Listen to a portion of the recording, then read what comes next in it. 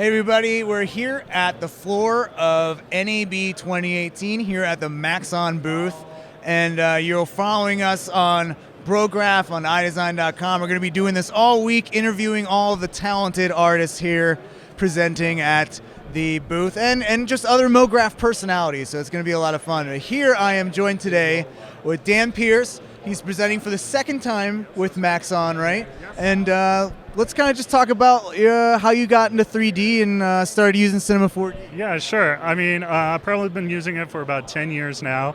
I was always 2D guy exclusively. I never wanted to go into it. I don't know why.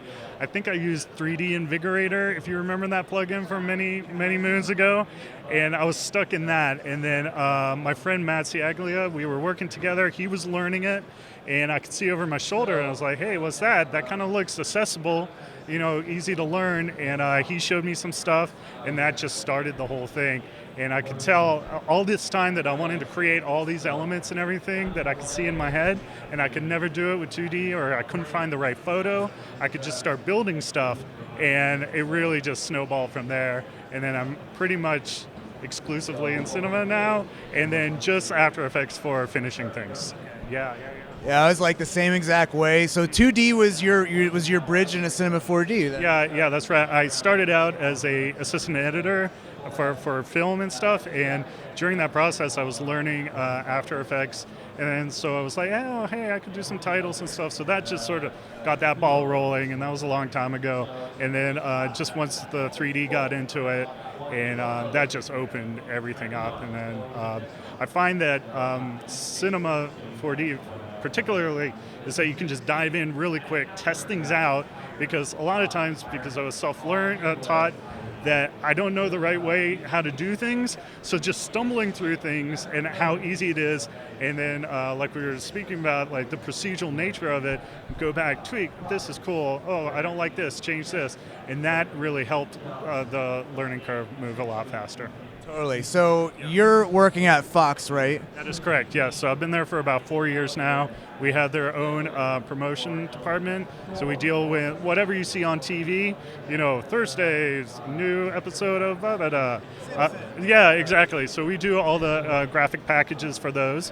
So that is logo design, what we call interstitials, the cards that will tell you the tune-ins and all that kind of stuff, or whatever copy.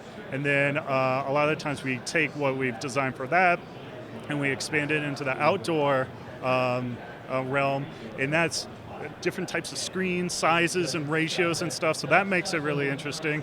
We do one in Times Square called the Godzilla, and that's like 7,000 by 2,000 pixels, so that's a real chunker to get through, but Cinema 4D, totally fine with that.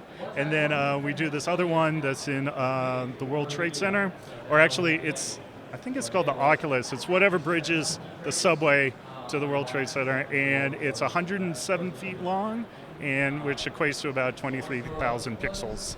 And we just did something for that for the Orville, a big like space scene, like we were looking out from an observation deck into that, and we used cinema for that, and it worked out just fine. So what are some of the challenges for designing for such a large canvas like that? Right. Well, we ratio down, so for all our tests, and we do that, and then, but with a screen that side, one of the interesting things is you can't physically see one end and the other end at the same time because it's so big. Because the width, you'd have to be really far out to be able to see it all. So knowing that, when you animate things and put elements in, you know you can have something going on here which may be similar to something going on here, and we've learned that you can do that and sort of loop things, and things will be okay. Get a little bit more efficient with, yeah, okay. A lot of tricks. And then at the final render, that's when we go up to 22,000, fingers crossed, and then just render and wait. Yeah. That's like the lovely thing about Cinema 4D is that you have the composition. It's not like in After Effects where you design that low and then you have to scale everything up and resize shape layers. And yeah, it's amazing. Even with like frame rates, because our outdoor stuff a lot of times is 30 frames a second, we've designed our on-air stuff at 24. Just change it in the project settings and it's all set to go, and you render it out. And then also with the take system, that we do a lot of different formats. We do stuff for Snapchat, which is 16:9 turned on the side.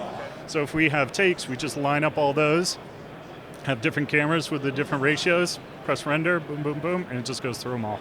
Do you find it very interesting, all the different medias that you can design for now, just outside of broadcast? Oh yeah, totally. I mean, there's so many things that need the content, which is great for us, and it's a lot of fun because it's sort of this new realm that we haven't explored yet, and new challenges that we get to problem solve through. Mm-hmm. So this is your second year presenting at NAB, right? Right. So you presented once today. Yes. Are you done, or you got another one going? I actually have 2 different hours. So on Wednesday is kind of a continuation of what I did earlier. So I have 2 more sort of scenarios, themes, and then I'm going to go through the versioning of how to set apart a scene and to make it the most efficient way to version tonight, tomorrow, this week, next Wednesday, all that kind of stuff, and have cinema using the take system that I mentioned before. Just press render and let it all go. For those of you out there that might not have caught his presentation on C4D Live yet, what did you cover, and what do people have in store for that one? Okay, well, I did like a fictional network, and to promote like these movie nights that they might have. So I had an action scene and a comedy scene, and I'll do a sci-fi and a thriller scene. So in the action scene, it was like these meteors coming down using the Voronoi fracturing. Yes, oh, I almost got it. I know. I just say baloney. It's fracturing. And you just had to sort of destroy a building, and then how to art direct a specific road collapse using the shader source rather than the point source on the fracturing. Yep, and then in the comedy, did soft body donuts, and then I did a conveyor belt, just going into connectors and motors and stuff of how you can animate an entire scene with no keyframes. Because that way, if there's changes, you don't have to go in and figure out what's what. You just switch things out, let it figure it out again. That's awesome. Well, for those of you out there that haven't watched that, you can find all of Dan's stuff on c4dlive.com, and you will be on what time? Wednesday at 2 o'clock. Wednesday at 2 o'clock, so be sure to catch Dan then on c4dlive.com. Dan, thank you so much for taking the time out to talk. Yeah, no worries. And keep it locked to c4dlive.com, brograph.com, iDesign.com. All the YouTube channels are going to be here all week interviewing more talented people just like Dan. So stay tuned, and we'll see you in the next video.